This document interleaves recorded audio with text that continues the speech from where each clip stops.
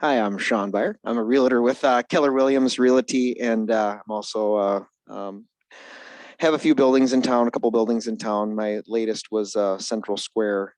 So we did a historic rehab on Central, and we're pretty proud of that. I'm excited to see where this all goes, see how the comp plan moves forward. I think we've got some pretty good foundations with the HBC already in play on a lot of things. So it'd be interesting to see where things go.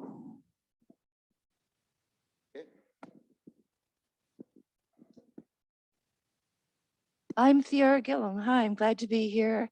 I just moved back to Winona after 50 years.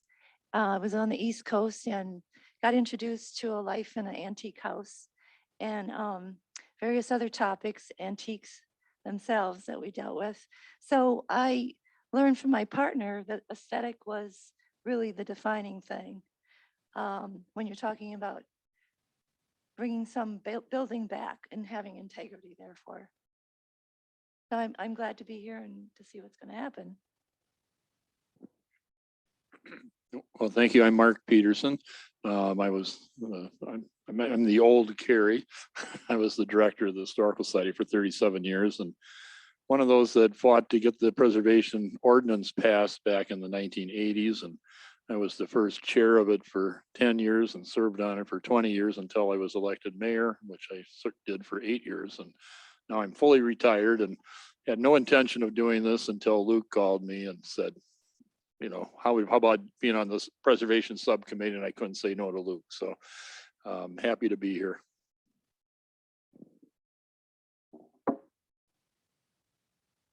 Hi, everybody. I'm Carrie Johnson. I'm the newish executive director of the Winona County Historical Society, and we certainly have an interest in historic preservation. And I personally appreciate the aesthetic, but also the stories and the significance that can be told and shared about a community through its historic properties. So I'm happy to be here to help.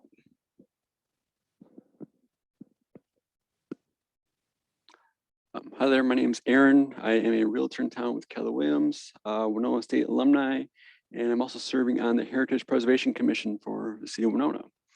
And I am here because I would like to help direct the city in better ways to preserving the city. Rick, you want to go ahead and introduce yourself?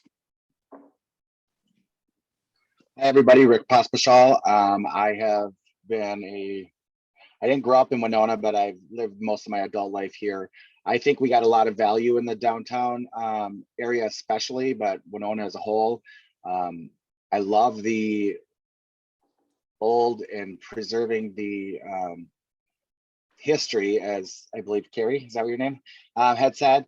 And I look and drive through other river cities and see all the downtowns, and I totally value that. And I think we can really preserve and expand, and I love the stories and really make that a selling point for visitors to Winona. So yeah, it's just a passion of mine. I think it's fascinating. I had talked to several folks about the other committees, and this one is really important to me.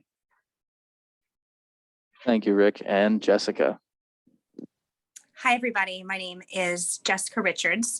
And when my family relocated to Winona in 2020, the historic buildings and culture of Winona was one of the things that really drew us to the place, and one of the things that I think makes Winona really special. So I serve on the Heritage Preservation Commission as well, and think that this is really important to the city of Winona and the plans for the future, especially because once we lose some of these elements, we can't get them back. So happy to be on board and be a part of this. Thanks.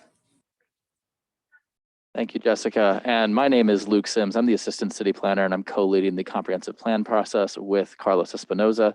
And Carlos is going to dive right into the framework that is setting up this subcommittee. All right, and we're just passing out the framework that we have for each one of the subcommittees, but really we put together this document to help give everybody who's participating a quick understanding of the scope of the committee and what we're being asked to do here. So in summary, the subcommittee is here to craft goals and policies to address heritage preservation work here in Winona. Some examples of discussion topics and focus areas are listed on this summary here.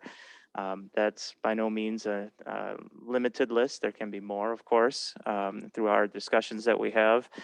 And again, overall, what we're looking to do is to make recommendations for the heritage preservation plan section of the updated comprehensive plan, make recommendations that would be incorporated in the final draft of the plan. Again, we'll be meeting over the next few months here, and we have about an hour and a half for our meetings. We'll probably stick closer to that hour time frame for today. If you flip the page over on the second side is what we heard from our phase 1 of public engagement as part of the comprehensive plan. So when we talked to over 2,000 people in the city, these are some of the responses that we got back. And this is basically a copy pasted. So it hasn't been filtered at all. And it's just something that we'll take a look at and of course consider in our discussions as we move forward, since this is right what we heard from people in Winona related to heritage preservation and when we did our first round of community engagement. So that's just there for information. We'll talk about that a little bit more at our next meeting, but also for our next meeting, we have a little bit of homework for each one of you, and I'm gonna pass your assignments out right now. Yeah. So what I've just passed out here and what you see up on the screen is the heritage preservation section of our current comprehensive plan. And you'll see that there's a few pages dedicated to the HPC and actions from this plan. And there's actually, when you take a look at it, a lot of it has been done. So, you know, to the credit of, you know, everybody who worked on the plan the last time, everybody involved with the city, and, you know, Mark as well. I'll just give him a call out on that. So a lot of this has been completed, but you'll see back in 2007, it hadn't been at that point in time. And so that's why it's so important, the time that you're spending here with us, because when you take a look at it overall, 80% of the comp plan that we did in 2007 was completed in terms of actions. And so the recommendations that you come forward with this document here to update what we have from 2007 will directly influence what the city works on in the future here. So you're doing important work. That's my message. What we're going to ask for you to do is to take a look at this between this meeting and the next one, and provide us with any comments, suggestions, changes, additions that you'd like to see. So this will help give you some context of where we've been, and we'd like you to take a look at that and tell us where you'd like to see us go. So go ahead, you can just write right on this, and we'll have a good discussion at our next meeting related to that. And to follow up a little bit on that, we are really looking that in the August period, July and August, this subcommittee will be able to generate new goals and objectives that will go directly into the comprehensive plan. Unlike some of our other subcommittees, the Heritage Preservation Plan and planning efforts through the Heritage Preservation Commission typically flow directly from the comprehensive plan. We don't really have like a supporting strategic plan in place right now, which might be a recommendation from this body, is to create a strategic plan for the Heritage Preservation Commission. But the goal or the goals and objectives that are implemented here will really guide the next 10 to 15 years of that regulatory body. And that's going to be an element that we're going to talk about in one of our next sections here is how does this plan really get implemented into a community? How does it actually become important or reflect the values of our community? So with that, I do want to take a pause here and see if there are any questions or comments related to the 2007 plan and that initial framework conversation. Luke, I was just, you know, as I see you passing out what our current preservation plan is, I wonder maybe it would be helpful if we got an example of one or two other communities and you know, that have updated theirs within the last couple of years and see what just compare, might give us some ideas. Sure, yeah, we'll make a note of that and we'll supply some examples for you in scheduling for the next meeting so you have them to reference. That's a really good point. So the question, in case anybody didn't hear, was examples of other communities to make sure that we have a more broad-based approach from other communities in Minnesota. And one thing that we'll do is for each subcommittee on the city's website, we'll have supporting documentation all in one spot. So we'll have all of this information that we've presented here today in one spot, easy for you to access. So we'd add those references to that same section. So everybody who's participating has access to that. Correct. Yeah, that would be that link that I just sent out this morning. And right now it's not populated with anything, but after this meeting, everything that you had in that email will be populated there. And then we will also send them out to you as well. All right. Assuming there are no further questions, I do want to talk specifically about the enabling ordinance for the city of Winona. And that enabling ordinance is chapter 22.27 of city code. I don't have copies of this to pass out because it's quite lengthy, but I do want to highlight a couple of elements, namely that there is a commission that does regulate properties that are locally designated in our community. They are tasked with looking at any exterior changes to that property. And they are also tasked with other roles like promoting preservation. So if we look in the public policy and purpose section, the goal of the Heritage Preservation Commission is to promote the architectural and archaeological and engineering and cultural heritage of the city, which is among its most important assets. We want to make sure that this is a commission that is able to actually do its job and supplied funding and has projects in place that are going to be effective. If we look back briefly at that 2007 document here, one of the direct goals that they wanted to do was to update zoning regulations to encourage preservation and context-sensitive development. And this goes to the interplay between the different subcommittees here during this process. You'll note that our land use committee will probably be the ones that are dealing more directly with the zoning ordinance. But in 2017, a full 10 years after the last comp plan, we updated our zoning ordinance to allow mixed use development and put in design standards that would be reflective of our historic character. We also put in direct regulations within our zoning code that were in relation to buildings that were on the local register. So if you have a building that is historically designated, the neighboring building cannot go more than 1 story taller or lower than that building, for example, to maintain the massing scale and rhythm of our downtown community. And you'll see that across the board here in the 2007 plan.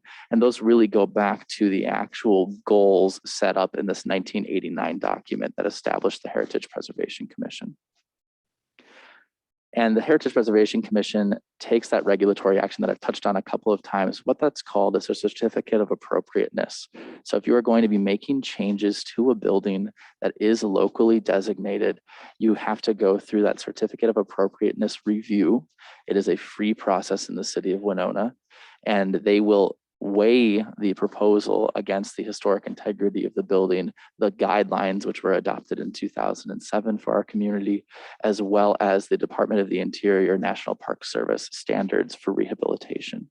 So they're actually making a quasi-judicial determination on how something is going to affect the integrity of the building and the surrounding buildings in the district.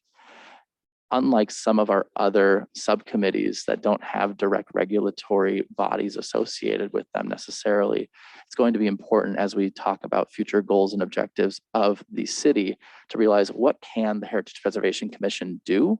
What do we want them to do that they currently can't do?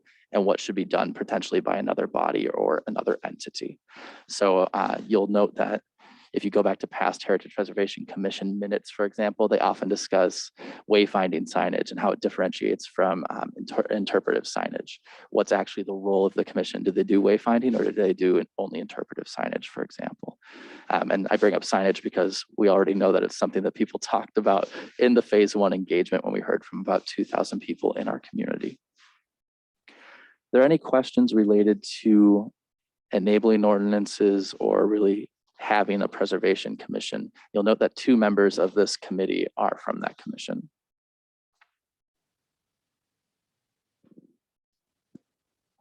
I'm wondering about where you get funding for anything that happens in historic preservation, because I'm wondering what kind of lens they use and then what restrictions, come up for us.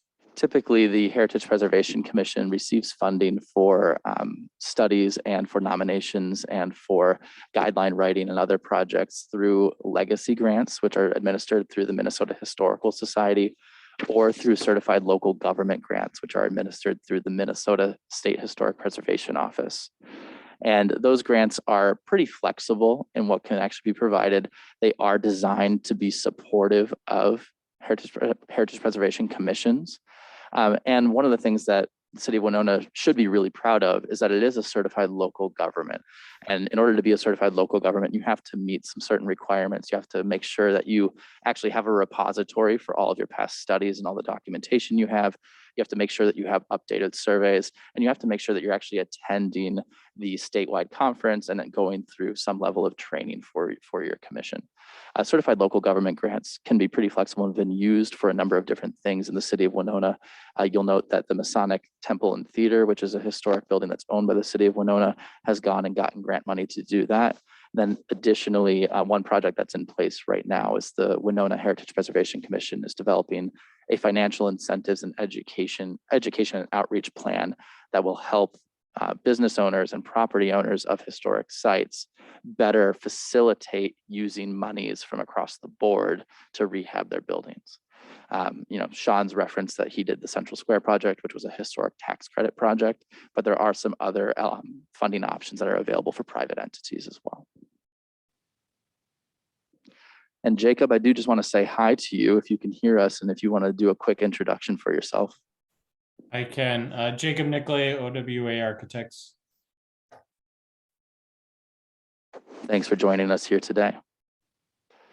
So as we look at updating the objectives and goals of the overall comprehensive plan, I do want to look at what the HPC is currently working on and what they've set as a priority list.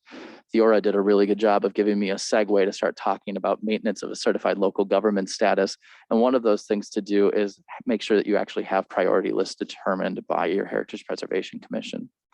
What you'll see and has been distributed to those who are in the room is a list separated into different elements. So we'll walk our way through those so that you kind of understand what this is. Eligibility determinations are an actual formal study of a site or a district to determine if a site might be eligible for inclusion in the National Register of Historic Places. Here you'll see a number of individual sites that don't currently have eligibility determinations on file or up to date in the city of Winona. Back when preservation was kind of finding its footings, you will see that eligibility determinations were quite short, maybe a page or 2 pages in length, and we have some of those in our office still. But now they are more robust documents. They incorporate GIS elements so you can actually map them and take a look at them. They require specific photographic evidence, and they require a more robust narrative and statement of significance. So it's SHPO that does that certification? The eligibility determination? No, I mean that you're sort of authorized to go for funding. Who does that? Yep. So SHPO, the Certified Local Government program, is actually a federal program, and they delegate that power to the states. And so Minnesota SHPO is the overarching body that does govern that. And it's actually interesting. In the state of Minnesota, Minnesota SHPO and the Minnesota Historical Society used to be combined basically under one umbrella, and now Minnesota SHPO is part of the Department of Administration. And so that division has actually kind of created a very clear delineation. I used to go on one grant portal and apply for all of my grants, and now it's very clear what is a federal pass-through dollar and coming to us because of that Certified Local Government grant program versus the legacy grant program. Yep. So once a building is determined eligible or ineligible, you have to go through a second process to nominate that building or site or district to the National Register of Historic Places. So that's the nomination. So you'll note here we have 3 properties that have already been determined as eligible that would need to move forward in the nomination process. And the determination of eligibility It does take some time. So typically what happens at the City of Winona is the Heritage Preservation Commission applies for a grant, usually a legacy grant through the Historical Society, to hire a consultant to make that determination of eligibility. And then they apply for a second grant to nominate it to the National Register. Some of these properties, like these three in particular, were all determined eligible through a program or through a project, the 2010-2011 Winona Bridge project, which was run by MnDOT. They had to go through their own review process called a Section 106 review, and they determined that there were a number of eligible properties in our community. Among them were those three. However, that study was done about 10 years ago now. So we have an out of date eligibility determination, and we might have to go back and redetermine eligibility, not that we wouldn't anticipate that it has gone away. So this process is pretty important to have timely survey documentation for your community. And we'll cover that a little bit more going forward. Additionally, overall surveys that are needed are listed here. So there are different historic contexts within a community that can be addressed. You'll note that the citywide windshield survey was last completed in 1993. That's 30 years ago. Buildings age into eligibility at about 45 to 50 years old. So we have a number of buildings that have become eligible since we last did our citywide survey. Additionally, there was interest from the local Heritage Preservation Commission in a government or institution district along 4th Street. This would include Old City Hall, which is on the National Register, the Lumber Exchange Building, which is on the National Register, as well as a few other districts that were mostly addressed or discussed in that bridge study. So something like a Broadway Conservation District, which the HPC is not currently enabled to create conservation districts in our ordinance. And then we can look into local designation. So local designation is slightly different from national designation. Local designation is where the actual power and teeth come into for preservation.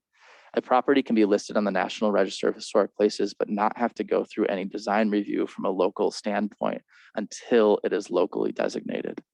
The City of Winona features slightly different local designation criteria than the National Register criteria. However, they largely conform. So we're mostly looking at impacts upon local history, impacts upon themes. So like maybe education is a theme, for example, and that's one of the reasons why Central Square was able to be nominated to the local register, as well as architectural significance or significance related to our relationships to significant peoples. There's also archaeological significance, so there's not as much of that in our community. Local designation is done through the City Council, and again, it introduces that regulatory arm for the local Heritage Preservation Commission to approve or not approve changes to a building.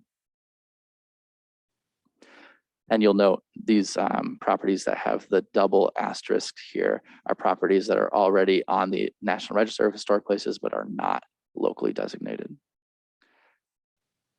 And one last element here is those guidelines. So we have downtown historic guidelines, and the City of Winona HPC interprets the standards set by the National Park Service and the Department of the Interior.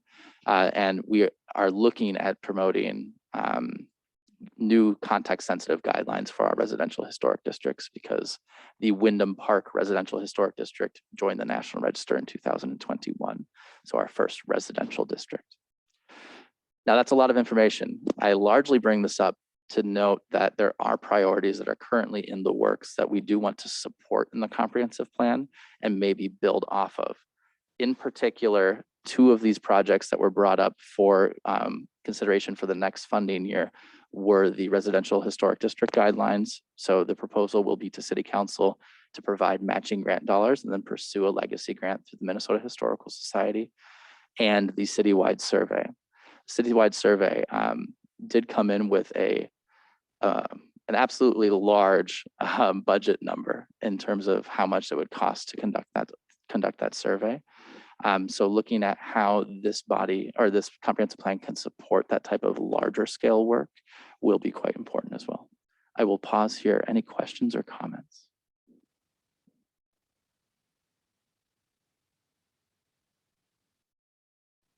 As you brought up, there are some properties down here, local designation considered, but they're already on the National Register. How are they on the national but not on the local? in particular, some of those buildings that were put on the National Register, for example, First Congregational Church, that's the third one down there at 161 West 6th Street. They nominated themselves to the National Register of Historic Places. They are particularly interested in receiving grant funding to repair their steeple. Some of you might not know this, but that steeple has its original cedar shakes on it still from the late 1800s. So they are having some water intrusion, and they are going to be looking at repairing that steeple. They made it very clear a number of years ago, about 5 years ago, to the city of Winona HPC, they were not interested in local designation. And that's an interesting take, and they've had a leadership change since then.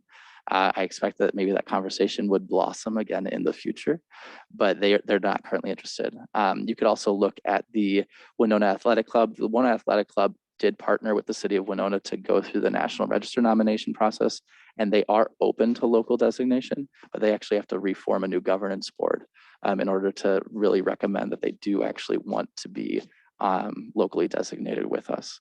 And so we are in open communication with them, for example, but it's really a host of different reasons. So I'm just kind of curious, the church wanted national, but not local designation. Why not local? I will note that we were informed by one member of that church, not a recommendation by the whole board, that they just weren't interested based on the fact that we didn't have guidelines for institutional buildings, essentially. They felt that we needed a more clear process in reviewing those types of changes for buildings of that type. Excuse me, Luke, would you explain to me the difference between the conservation district and historic district? As I briefly mentioned in my brief overview here, a conservation district is actually something that the city of Winona's enabling ordinance doesn't allow the HPC to establish. They can establish local designation of a historic site, but not a conservation district. A conservation district is usually described as something more like a light preservation, for example, where we recognize the importance of an area, but don't necessarily have the ability to regulate or the same strings attached to it, for example. So it's maybe you have a street that has beautiful homes, but they don't have the historic integrity to be locally designated, or they don't have the historic integrity to be nationally designated, but you do want to help preserve that character to some extent. That's the intention behind it. We actually don't have any real documentation to support something like a conservation district at this time. We would have to go through and create that documentation in order to create it. So am I correct that there's no enforcement with conservation district? There is not, at least not in the ways that I've observed it in other communities. We theoretically could include enforcement if we codified it. My question is about the rec, the East End rec. And that's here, isn't it? Or is that, did I read that wrong? The East End Rec is not. So the question was, Winona Athletic Club. yeah, the Winona Athletic Club, which is primarily tied to a social club, and that's on Mankato and 5th Streets. Yep. There were, for example, there were a lot of expenditures for liquor and cigars, but not a lot of expenditures on actual sports in their books when we went through them and nominated them. There was bowling in the basement. That is correct.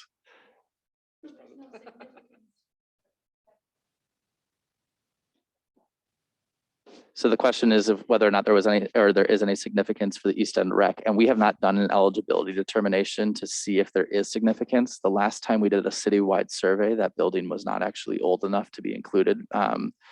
So we would actually have to issue a new survey for that. I suspect due to the changes of that site over time that there probably isn't a lot of integrity for that property, but I can't guarantee that, of course.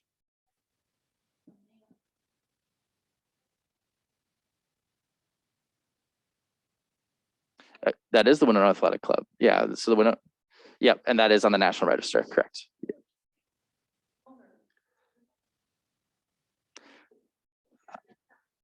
No, that's East End Rec. Yep.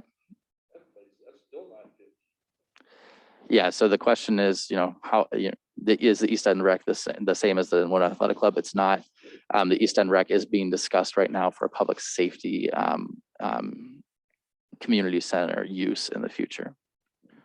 And Luke, I just wanted to follow up on the conservation district question. So right now, our current chapter 22 does not allow us, we don't have it written into code to say that we can authorize a conservation district.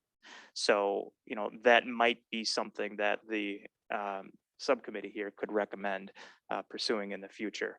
And that being like a historic district light, meaning that it wouldn't be necessarily as involved as a formal historic designation, but would help to try and maintain that overall character and integrity. Is that correct? That is correct. And that's actually a really good point. Thank you for bringing me back on task, Carlos. Is we're diving into the weeds a little bit here, but the goal of this comprehensive plan, of course, is to be very high up and direct in a general sense what direction we're going to go toward. You know, the goals and objectives might be a little bit more detailed for the subcommittee, but really it would be something like establish a conservation district, and not specifically 4th Street from this street to this street should be a conservation district, for example. Or it might say, you know, pursue at least 3 National Register nominations a year, rather than saying specifically it needs to be all of the churches in our community have to be historically designated, for example. That's really a really good point to get us kind of back on track there. So are there any further questions about kind of a process going from that eligibility determination, National Register nomination, local designation process, and the priorities that are currently kind of being considered by the HPC? So if a person doesn't want, they own a building and they choose not to, do they have that choice? That's actually a really good question. So when you're nominated to the National Register, there is actually a consent sign form, basically, or an objection sign form. They assume that you want it to be on there for a property owner. If you're in a district, a majority of the property owners, not a majority of the lots, but a majority of the property owners have to consent to being allowed onto the National Register. Typically, you're not going to see a National Register nomination for a building unless the owner is already consenting to it, because there needs to be significant detail provided of the interior as well as the exterior. Districts are slightly different because you're primarily concerned with the exterior and how they interact with each other and the location and setting that they're on. What we have seen is some members of the community who don't necessarily want to see a building designated. And again, the regulatory component is a local designation. So you might remember recently the Heritage Preservation Commission tried to locally designate the Park Brewery building. Park Brewery building was owned by Bay State Milling. Bay State Milling had plans to demolish that structure and then move forward with a new warehouse facility, which is now, of course, built in our community next to Levy Park. And the city of Winona is enabled to unilaterally locally designate a building. So they are able to override an objection in order to provide for that regulatory compliance component. And the idea, of course, is saving historic buildings. Largely, I shouldn't say that we are well past this stage, but largely many communities use that type of legislation to save buildings when historic preservation was first getting off of the ground. You'll notice like the fight for the Winona County Courthouse, which took place in the late 1970s and it began its rumblings in the 1960s, is a really good example where there was a grassroots movement to how can we save that building, and designation was a way to provide that element. You'll also note that there were a handful of demolitions in Winona's downtown, which led to pretty strict regulation of the 2 historic districts there. The Winona Commercial Historic District along 3rd Street, which was actually on the National Register in 1998. It didn't become locally designated until 2008. So there was a gap of 10 years where there really wasn't that regulatory authority. One of the big hangups in getting the ordinance passed had to do with the ability for the city council to override a property owner's objection to being on the national or on the local register. And what it finally came down to is that if the city wanted any grants, they needed to be a heritage or a HPC, not HPC, LG. DLG, thank you. I've been out of it for a while, but so in order to do that, that had to be a part of that, and it was, and then we could get grants, and that's what tipped it, I think, finally. And it is important to note, as we talk about the interplay of the comprehensive plan and this heritage preservation component of the comprehensive plan, there's a lot of economic development in our community that does take place because of historic preservation. We've seen a lot of reinvestment in our community. You know, Sean's sitting at the table. He has a project that did go through that as well. And historic tax credits in the state of Minnesota are fairly compelling. There's a 20% federal historic tax credit and then a 20% state historic tax credit that matches that federal tax credit. And in the last 5 years, we've seen Winona almost take up about 10% of the total tax credit projects in the state of Minnesota. So we're seeing a lot of reuse in our community. And when we couple that with things like the land use and surrounding topography of our community, there really isn't a lot of space for expansion, physical growth expansion of our city boundaries. And we're seeing that reflected in market forces as well. We're seeing a lot more investment in the core of our city, which will entail things like reuse. So how can we create financial incentives that support our community? And that financial incentives component, there is a plan in place with the HPC right now that's midway through that financial incentives, education and outreach plan. But additionally, it was called out in the 2007 plan as well that we needed to make sure that we found ways to actually put money into our buildings. All right, if there are no further questions, we're going to move on very quickly to the education plan from 2015. The education plan from 2015 was an attempt to begin to create plans to promote historic preservation in the community, which is part of that enabling ordinance language. The HPC traditionally hasn't done a lot of education and promotion in the community, primarily focusing on the actual designation of buildings, which of course there are a lot of to be done. And this plan was an attempt to really kind of set out a 2-year plan on how we could create programs to interact with schools, for example, or make sure that we were actually considering going about things the right way in the HPC's deliberations and process. So if you'll notice, there's careful attention that should be paid to the orientation of new commission members. So following this meeting or this plan, a lot of the commission members went through what's called CAMP, which is hosted by the National Trust for historic preservation, in order to be a more organized and more effective body. Additionally, this plan called for some things that are currently in the works. You'll note here the plan called for a systematic approach to prioritizing National Register nominations, which we just saw with that document addressing priorities. And you'll see that some of these elements, like the Winona Athletic Club was nominated, the Lake Park Bandshell is currently being nominated, and a few others that are actually very prominent in our community and we do highlight regularly. So I'm not going to go through this entire document, but I do think it's important for you to have, just in case you want to get familiar with it. Some of the elements that the HPC did try and going through was the creation of a new website, and the HPC will have a website until next Sunday when it will expire. We had a website for 5 years, and the city of Winona decided to update its overall website and roll the HPC more closely into it.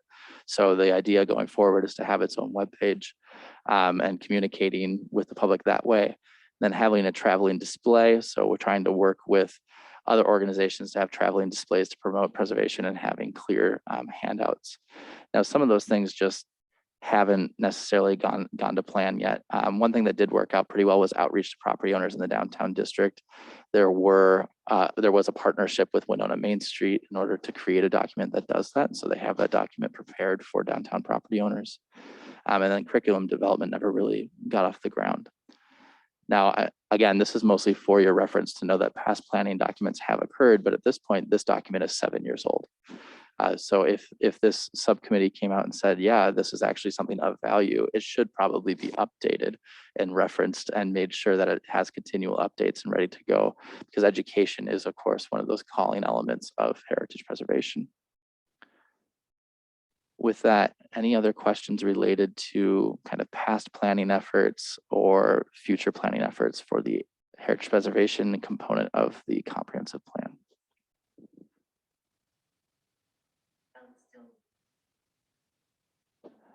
So the question was, is Greg Gout still the consultant for Winona? We do still hire Greg Gout. We don't actually currently have him working on a project. He did just complete the eligibility determination for the Lake Park Bandshell.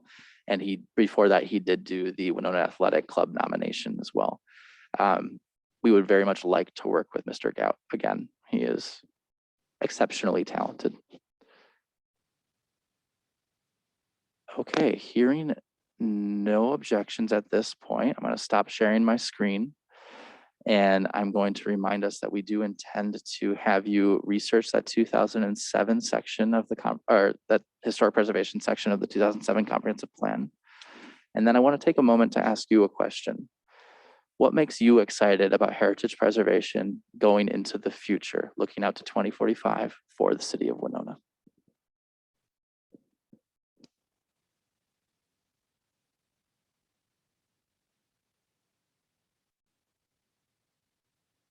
Relatively new to the area. I think I just come in with fresh eyes, and I see such a beautiful historic downtown, and I would love to see it invigorated. And I don't know, I mean, I understand that businesses might be required for that, but providing incentives to people to do work on those buildings and really care for them and make their livelihoods in them, I think would be wonderful. I think the downtown could be so much stronger in it, and just preserving that architecture is just what I'm excited about.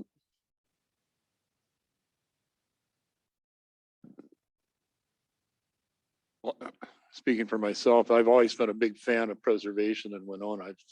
When I came here in the early 80s, I fell in love with the architecture of the city, and it's really what's kept me here. And we've been involved in a lot of battles of preservation and won some, lost as many, but there's always been so much potential in Winona, and the downtown really was kind of sad in a way for a long time, with a lot of empty buildings and not much going on. A few people doing really good things down there, but it was kind of scattered. But now I think that Winona's it's come a long ways with its downtown, some new development going on down there. And I think that what we want to make sure is that the historic part of our downtown is able to survive and be incorporated and be a part of what the new stuff going on. I mean, I'm still hoping for a hotel downtown and some of the other things that I think that are on the horizon. And I think that blending the new with the old is really important. And I think it's going to make for a really great downtown, not that far in the future. So.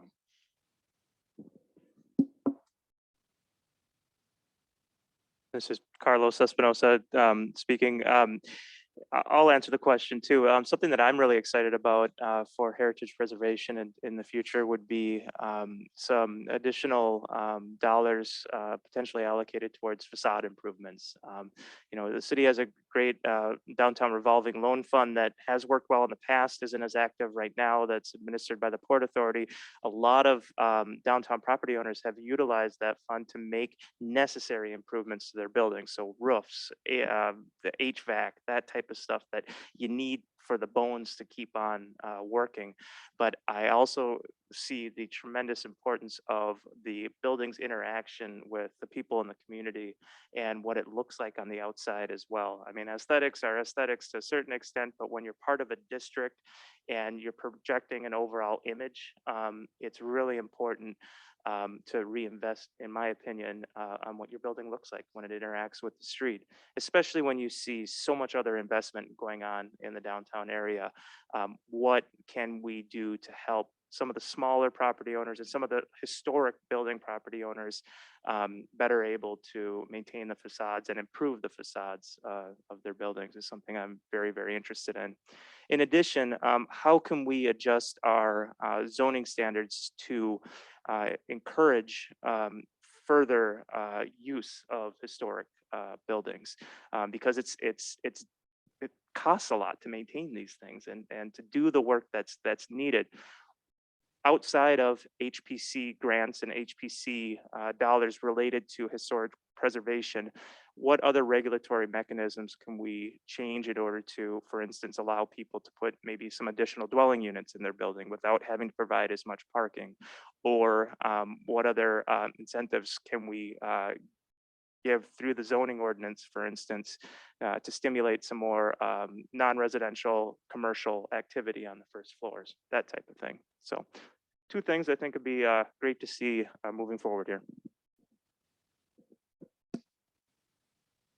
Yeah, I think a few of the things that have been said here are really important. I think, we redid a building, 170 East 3rd Street as well, and that's a historic building. It's not on any of the registries or anything, but it's an older building, and it costs a lot of money to re-tuck point these things, and the reality is a lot of people don't have that, and I think to get the finances in order and get some help from the city and get some help from the HPC and get those dollars out, I think, at a lower loan or grants and those type of things. I think we're going to need that. We're getting there. I think the downtown, like Mark had said, is really turning the corner, but we have to realize that you can't build every building with just brick. It's not real. Unfortunately, it's just the way it is. It's very expensive to build. I've got a newer build and I've got older build, so I'm on both ends of this. I see both sides of it. Try to make it complement the old if you can, and so I just think the dollars need to be there. Like I said, we re-tuck pointed that building at 170. It was expensive, very expensive. We did it in pieces, as we could afford to do it. So, yeah. So I think that's the biggest thing is to see it flourish. You got to get the dollars in people's hands to help them out. One thing that Winona is unique is obviously the geographic location. We have the bluffs and river, but we also have a growing tourism because we have a lot of festivals, Shakespeare, Beethoven, all those kind of things are growing here. There's going to be a new music hall downtown, which Mr. Kieran building. And so historic preservation, I think, is important because it's going to be great for tourism and make it more unique attraction to visit compared to, say, like Rochester, which is much bigger, but they don't really have much for uniqueness, not much for character, which Winona is a lot like La Crosse in the area. So I think if we obviously continue to invest in what we have and maintain it, it will only help us instead of hurt us.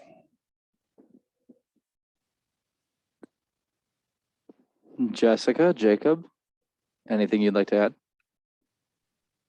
I think most of my thoughts have already been stated, so I'll leave it at that. But I think all the points already stated were great. Increasing or supporting downtown is a key part of our heritage in the town, and doing whatever we can to support the building owners to create a cohesive or a mutually beneficial attitude towards historic or heritage preservation is the goal.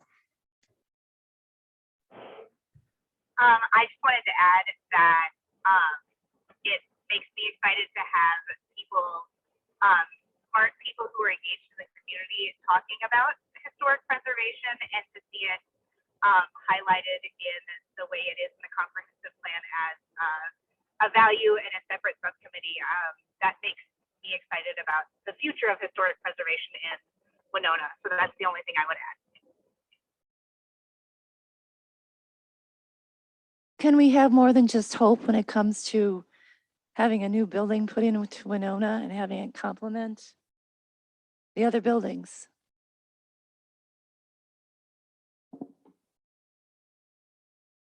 Yes, we definitely can.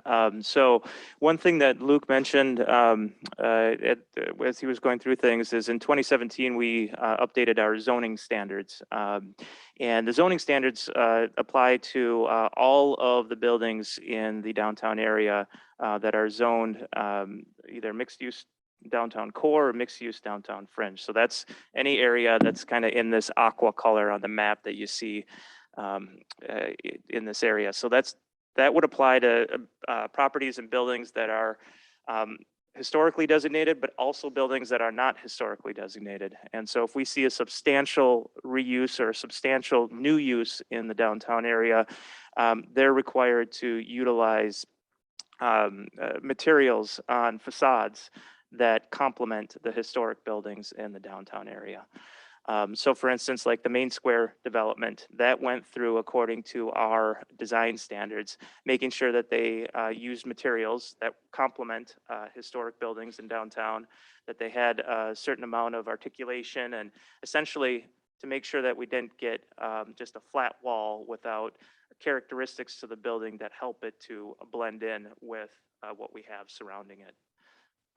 You know, and another, you know, example that we reference a lot is the addition to the Historical Society, how you're able to complement the Armory building, but at the same time have a new addition on the same lot is a great example that we're able to give to people a lot. And so another example is the Masterpiece hall that will be built that will have to comply with our design standards as well. So even though it's not a historic building, it's on a historic site and surrounded by historic buildings, that all comes in to context. And so yes, the answer is that there is more than just hope. There is some regulations in play too. But I'll also say too that it's a balance for us. You know, we don't want to be you know, too heavy-handed on one hand and you know, inhibit development that helps to invest in our core area. You know, and as Sean was mentioning too, there has to be dollars there too, and it has to make financial sense for these projects to move forward. And to what extent can we help to balance things and help to incentivize things? I think that's going to be key moving forward related to heritage preservation. With that great statement, we do only have a few minutes left until 12:30 here. I want to check in and look at everybody's schedules so that we can plan our next meeting. We are looking to have another meeting here toward the end of May, ideally, you know, the week of the 23rd or somewhere around there. How does this current Friday period look? I mean, I know Memorial Day is also on that week of the 20 or that next weekend on the 27th. So how do people feel about maybe scheduling somewhere in the week of the 23rd?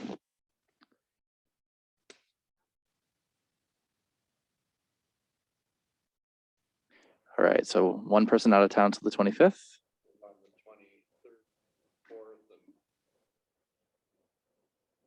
Okay, so how about the 25th? If anyone's open to meeting, I'm sorry, go ahead.